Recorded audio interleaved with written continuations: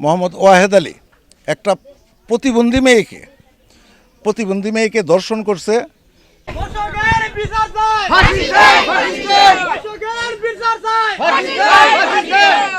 কিন্তু এই ধরনের ন্যাক্কারজনক হৃদয় বিদারক ঘটনা আমি এই 71 বছর বয়সে আজ পর্যন্ত দেখিও নাই, শুনিও নাই। একটি প্রভাবশালী ফ্যামিলির দ্বারা যে দুর্ঘটনাটা ঘটছে, আমি এলাকাবাসীর পক্ষ থেকে, গ্রামবাসীর পক্ষ থেকে এর চূড়ান্ত তদন্ত এবং বিচার প্রার্থী।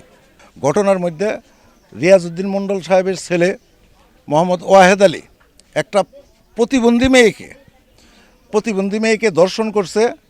যে মেয়েটা ফুল্লি প্রতিবন্ধী এবং আমাদের এই 6 গ্রামের সকলেরই আদরের একটা মেয়ে প্রতিবন্ধী হিসাবে।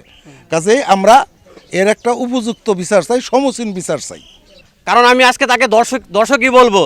সেই ওয়াহেদ আলী যে ন্যাক্কারজনক ঘটনাটি ঘটিয়েছে, সেই জরুনাকে দর্শনের মাধ্যমে, এই জরুনা একজন বাক প্রতিবন্ধী মেয়ে, কিন্তু সে অত্র এলাকার সবারই ভালোবাসার আদরের মানুষ।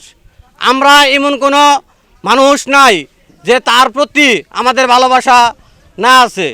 সেই জরুনা ধর্ষিত হয়েছে, তার মানে এই মণ্ডল পরিবারের ছেলে ওয়াহেদ আলী ধর্ষক, 60 বছর বয়সের একজন লোক। আমরা এই ধর্ষকের সর্বোচ্চ শাস্তি, বিচার এবং ফাঁসি দাবি করছি। এবং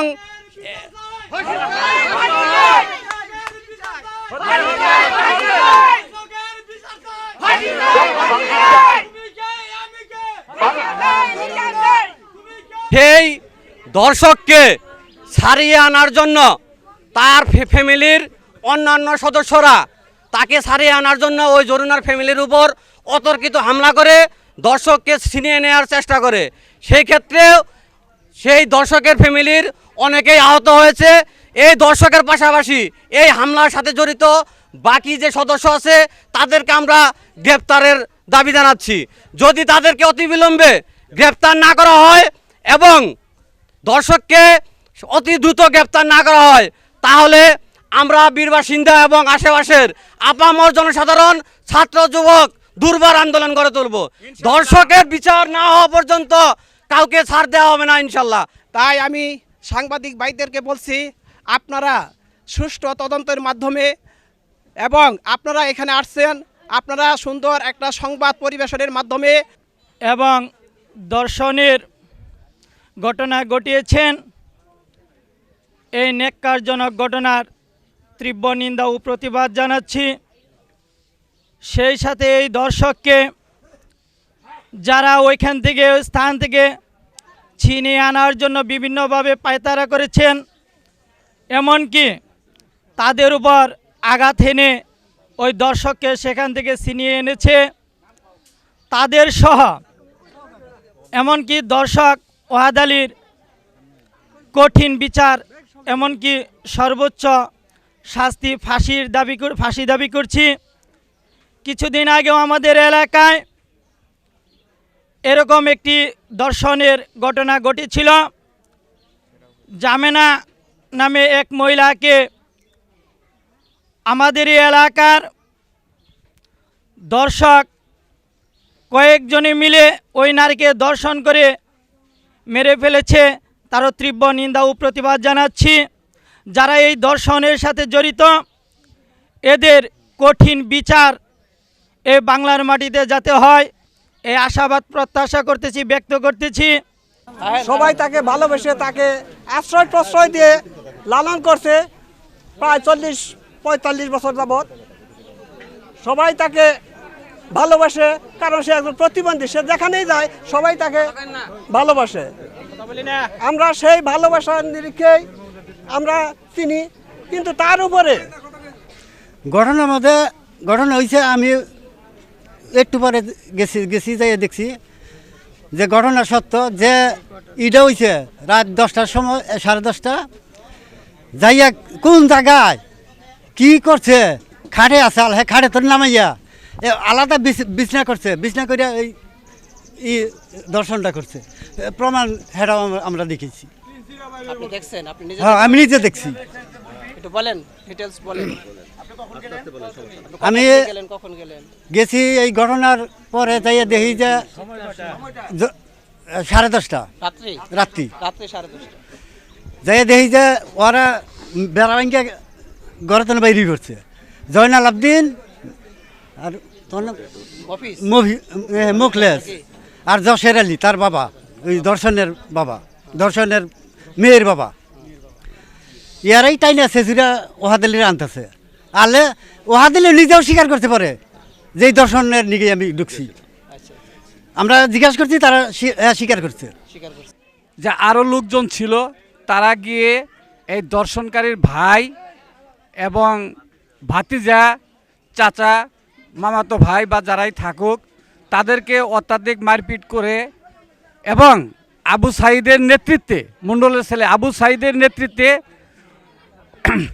এই এনামুল বা ওরা যারাই আছে মণ্ডল গং, তারা তাদেরকে মারপিট করছে এবং তাদের বাড়িঘর অত্যাচার করছে।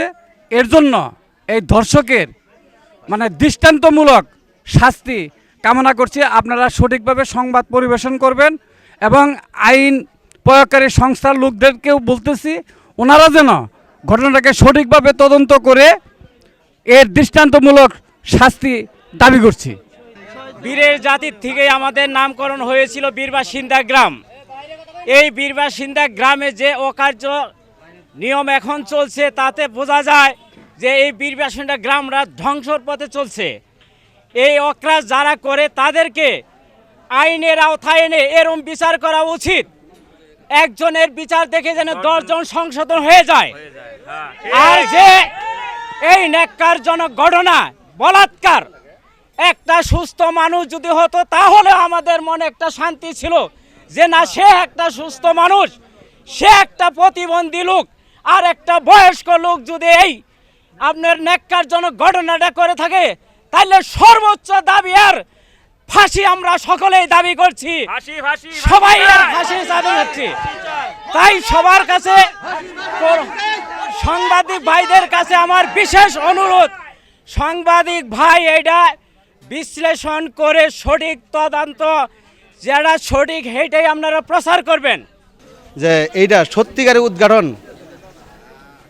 করে আমরা গ্রামবাসী সবাই এই ন্যাক্কারজনক ঘটনাটা কেন্দ্র করে আমরা সবাই প্রতিবাদ জানাই, সর্বোচ্চ দাবি আমরা কামনা করছি। 10টার সময় আমাদের বাড়ির থেকে ফোন যায় আমার কাছে যে একটা লোক ঘরে ঢুকছে। কে ঘরে ঢুকছে? ওহাদ আলী। তো আমি তো আমার মাথা ঠিক নাই যে কি বলে, সে তো আমার চাচা চাচা। তারপরে আমি মুখলেস ভাই একটা অটো রিক্সা করে চলে আসছে এই জায়গায়। চলে আসার পরে আমরা আইসা দেখি সে বাহির থেকে মানে ঘরে ছিল উত্তর সাইডের বেড়া মানে কাইটা ফাঁক করে, মানে টিনের বেড়া, তো কাইটা ওই দিকটা বের হয়ে ওখানেই খার হয়েছে। ওখানে আমার চাচা চান মাহমুদ, তার ওয়াইফ, আমার ভাইয়ের বউ, এরা আটটাই রাখছে বলতে ধরে না, জিজ্ঞাসা করতেছে তুমি এখানে কেন আসছো। পরে বললো যে আমি আসছি এখানে আকাম করার জন্য, কুকাম করার জন্য, এটা বলছে, স্বীকার করছে সে ওখানে। তারপরে এখানে আনোয়ার ভাই উপস্থিত ছিল, আমার মামা ছিল, শাহাদত মামা, তারপরে মুজাফর কাকা, আরও লোকজন ছিল, জাহিদ ছিল, তারাও শুনছে এবং সে স্বীকারও করছে। ফজল যে ছিল, ফজলের কাছে বলছে যে আমি এখানে আকাম কুকাম করার জন্য এই নিয়তে আমি ঘরে ঢুকছিলাম, একথা স্বীকার করছে সে। তারপরে আমরা তাদেরকে ওখানেই দইরা বাইন্দা রাখছি। বাইন্দা রাখার পরে তখন তাদের লোকজনের কাছে তো তখন রাত বাজে 11টার মতো। তখন আমরা ওখানেই দাঁড়াই রয়েছি বাইন্দা, লোকজনেরাও ডাকতাছি, লোকজন আসুক, তারাও দেখুক। এর পরিপ্রেক্ষিতেই তারা হয়তো একটা গ্রুপ করছে, এর মধ্যে সাইদের নেতৃত্বে তারা 10 থেকে 15 জন লোক আইসা অতর্কিতভাবে আমাদের উপর হামলা করে এবং আরও ওখানে 8-10 জন মহিলা ছিল তাদের ফ্যামিলির, সবাই মিলে আমাদের মারধর করে তারপরে ওখান থেকে তারা ছিনিয়ে নিয়ে গেছে এবং আমাদের অনেকেরই মাথায় আঘাত করছে, শরীরে আঘাত করছে, আমার বাবারে পাড়াইছে, প্লাস হইলে পিটাইছে, আমারে আঘাত করছে। আমি দুইটা আমার সেলাই আছে, আমি হসপিটালে ভর্তি ছিলাম। আমার মামাতো ফুয়াতো ভাই মুখলেসুর রহমান ভর্তি ছিল, আমার আব্বা ভর্তি ছিল হসপিটালে, কালিয়াতি হসপিটালে 3 দিন ছিলাম। তারপরে এই ঘটনাটা হয়েছে। এর পরিপ্রেক্ষিতে আসলেও আমার বোন না, মেনলি হইল এলাকাবাসী, এখানে যে সমাজ আছে আমাদের, নট অনলি এই গ্রামের, পুরা 7 গ্রামে ও একাই চলাফেরা করে, রাত নাই দিন নাই। তো এটা হলো আমার বোন না একা, এটা হলো সবার বোন। একমাত্র এটা আমরা ওরে খাবার দেই না, এলাকার সবাই ওরে খাবার দেয়। সবাই এলাকার সবার প্রতি আমারও রিকোয়েস্ট, সবাই আমারও রিকোয়েস্ট যে ওর ফাঁসি চাই আমরা, আর কিছু চাই না। ওর ফ্যামিলি আমাদের উপর যে অতর্কিত হামলা করছে তারও একটা আমরা বিচার চাই।